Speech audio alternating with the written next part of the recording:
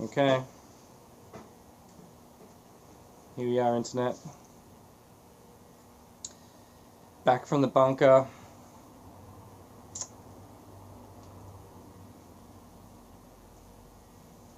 How's your morning going? How's your day going so far? Let me know in the comments. Send me a message. Hey everybody out there. It's been so long since I've seen some of you guys. It's been ages. Excuse me. Don't worry. I don't have any COVIDs.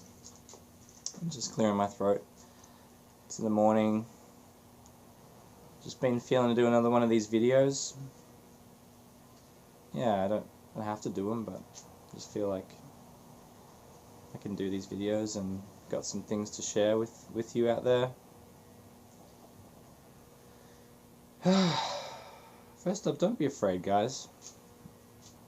I mean, look at me. I'm in my bunker, my garage here, and it's a beautiful day out there. It's sunny, wind's blowing. Yeah, usually just little things in the morning really give me a boost. Like watch the birds fly in.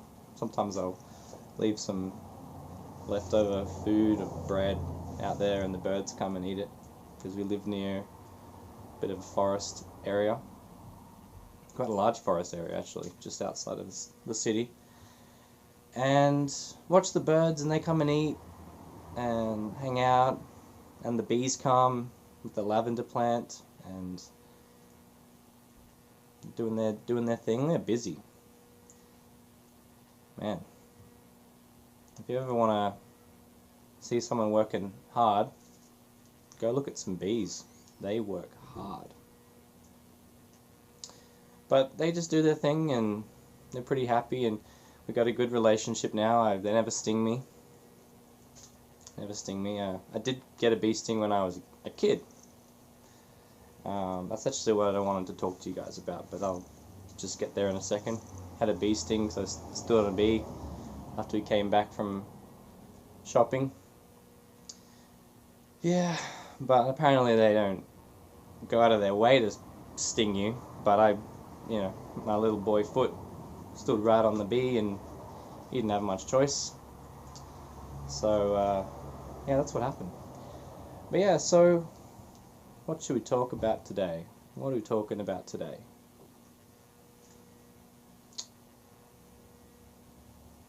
Being a kid. So, a few of you know, I just turned 30.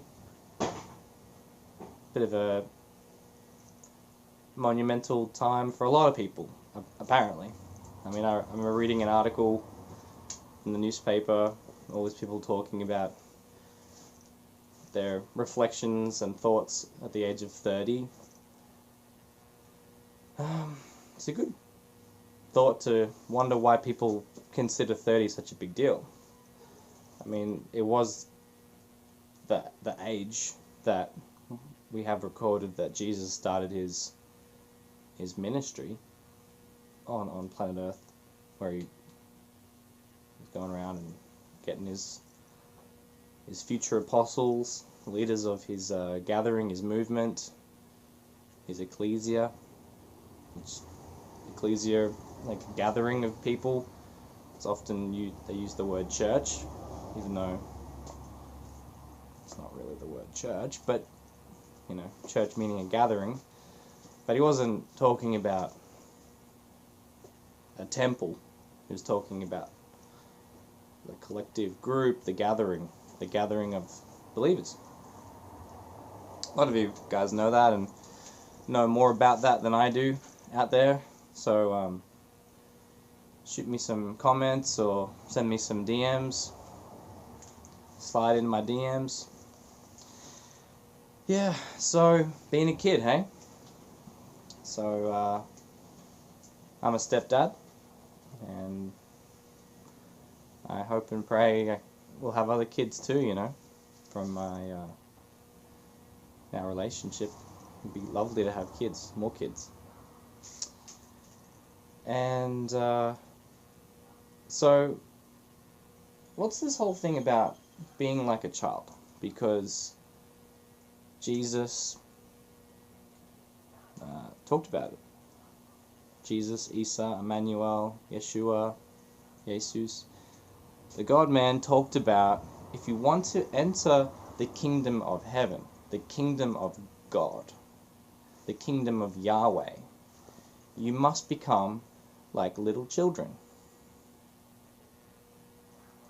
And I believe this connects to this other idea that's seeped into our consciousness of the born again. You must be born again, not of human decision, but of the Spirit. Of the Spirit. Not any spirit, but the Spirit. Capital S. Spirit. Spirit of God. The breath. The breath, the life, the wind of God.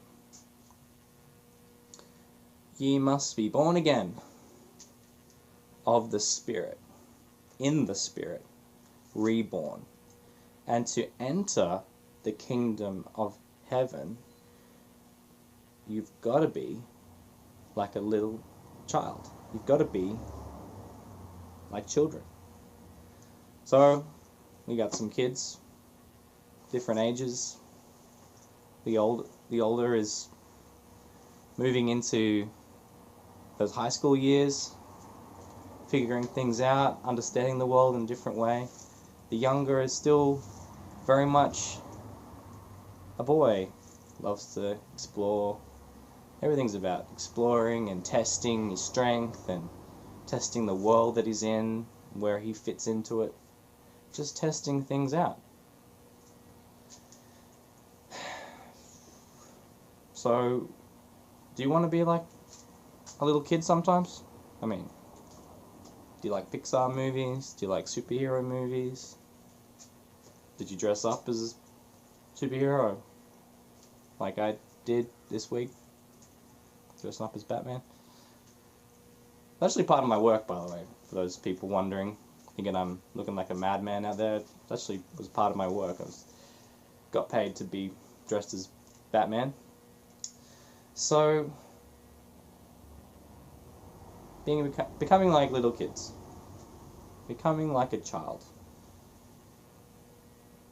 In the ideal situation that most of us would dream, is you've got a healthy mother, a healthy father, they come together, they have a child, and then the child lives in the security and love, comfort, and support of a mother and a father in a family. If you can relate to that, put your hand up, put your hand up. No, that's just the general thing, like most of us feel, and we struggle with issues that happen with our parents. There's no perfect parents, but I do believe that they're given to us, like they're a gift to us, like we're a gift to our parents, but they're also a gift to us, and they're yeah, perhaps, if you dig a little deeper there, you'll see that even with your flawed parent, your flawed father or mother, they've got something to offer. They've been depositing something in you for years and years and years, because they love you. However they showed that, or didn't show that, or couldn't show that. I mean, it's pretty hard to find a parent that doesn't love their kids. Even the bad parents, even the missing parents. So, Jesus, Yeshua, talked about this kingdom, keys of the kingdom. A kingdom that's not of this world, a physical kingdom that existed. People were living in a kingdom in those days. They were kings, right? And we got kings today. We just might not always. We do have kings. We don't always call them kings. We got people who are leaders and rulers over people. People of influence. And, I mean, the Bible says that all authority is God-given. Even the flawed stuff, even the broken stuff, it's still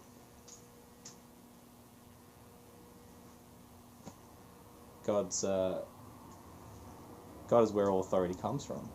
True authority, real authority. And so these shades of it exist in our world. You know, they're flawed. We see some pretty horrendous things. They get mutated and twisted and distorted, but it's God-given. All authority is God-given. So we do need to respect people in authority. It's hard, isn't it? It's not easy sometimes, especially when you can see that they're wrong, or they're doing the wrong thing, or they've done the wrong thing. But it's a hard call. I'm not saying it's an easy one. I mean, there's a lot of talk about authority at the moment, police. It's a big thing. I don't really want to jump in that one, but I haven't really met many police in my life that didn't want to do the right thing or do what they felt they were supposed to do. I mean, there's some pretty hardcore cops out there, but I mean, their job is really hard. I mean, there was one situation, I don't really want to go into the details, but there was at least 6 cops, paramedics, showing up to restrain this guy that was having a mental episode. Won't name names at all, I'm not going to say anything, but this guy was spitting on the cops, swearing at them, cursing them, and just kind of have to take it, put their gloves on. I don't know about you, but you couldn't pay me enough to deal with that kind of crap. Couldn't pay me enough. And they don't get paid that great for doing and experiencing and having to put up with things like that. And look, correct me if I'm wrong here, but you know, one of the big things that people get upset about with police is that they get booked when they're in the car, speeding, speed tickets. I know I got a speeding ticket. You know, I scratched my perfect driving record, but look, I paid it off, and I'm working towards getting a clean license again. And look, it taught me a lot, the whole experience. I went to court, went to talk to the judge. It's for a magistrate. Not sure, but yeah, it's a totally learning experience, and might share more of that another time. But you know, from what I heard, those coppers that you get grumpy at because they booked you, if one of their fellow coppers pulls one of the other cops over for doing some kind of driving offense, as far as I understand, they have to, without leniency, book the cop, give him a ticket, fine him, because otherwise it can be considered police corruption. And we used to have a particularly big problem with police corruption. I'm not saying it doesn't exist now, of course, corruption exists in the world, but we had a big problem. You might remember there was this running series called Underbelly in Australia, and yeah, that dealt with police corruption in a big way in Australia, in our state, New South Wales. So, all authority is God-given, however flawed. Authority comes from God, because He's God. We have to talk to Him about that. I don't fully understand that, but all authority comes from God. It's the source. So, I'm not going to rabbit on here too long, but here, being like a kid. Have a think about that. Why do you want to be like a kid? Do you want to be like a child sometimes? You feel childlike? You feel like that childlike voice, you know, that inner child like the movie Inside Out by Pixar. There's an inner voice, an inner child. It's coming up, asking why you keep squishing it down every time your boss yells at you, or there's another bill and you're like, oh, it doesn't pay the bills. Music doesn't pay the bills. I gotta be strong. I gotta fight. Can't listen to that voice anymore. Can't listen to that little voice inside me. Now, I just want to say something about that. The longer you ignore that voice, that inner child, the more pissed off and upset that voice is going to get. The more rejected it's going to feel. You have to begin to harmonizing yourself, piecing yourself back together. Start walking in that direction and the other bits will start falling into place. But if you keep allowing yourself to be so fragmented, and you have one part of yourself that you tolerate, one part of yourself that you say you love, and another part that you say that you hate and you despise or you ignore, you're going to be a fragmented, disjointed person, and it's going to come out in your relationships. It's going to come out in your job. It's going to come out in your life. So how do we get back to that child? It's a bit scary for some of us, because you're going to have to start listening to that little child voice inside again, and he or she might have a few things to say to you that you might not want to hear, because you might have been ignoring that inner child for 40 years. He might have had to grow up when he was 10, or she was 10, or maybe something happened when you were 6 and you had to start growing up real fast. Real fast. Is anyone hearing me out there? If you're hearing me, it's coming from my heart. Can you tell that I've been there on this journey? The world is cruel, man. It's tough. I mean, I'm not saying I have a lot of joy in life, but this old world we live in, it's broken. Hey, there's no getting around that. It's broken. And it's not recoverable by ourselves, is it? It's not recoverable by ourselves. We don't know how to piece it all back together. We don't always know how to piece ourselves back together. We're just holding it together with gaffer tape. I'll show you. Love this stuff. Gaffer tape. Said you can't fix it with gaffer tape, you're not trying hard enough. Are you trying to piece yourself together like gaffer tape? Just holding it all together. It's still broken inside, but you're holding it together. And you know if you let go, tears are going to come.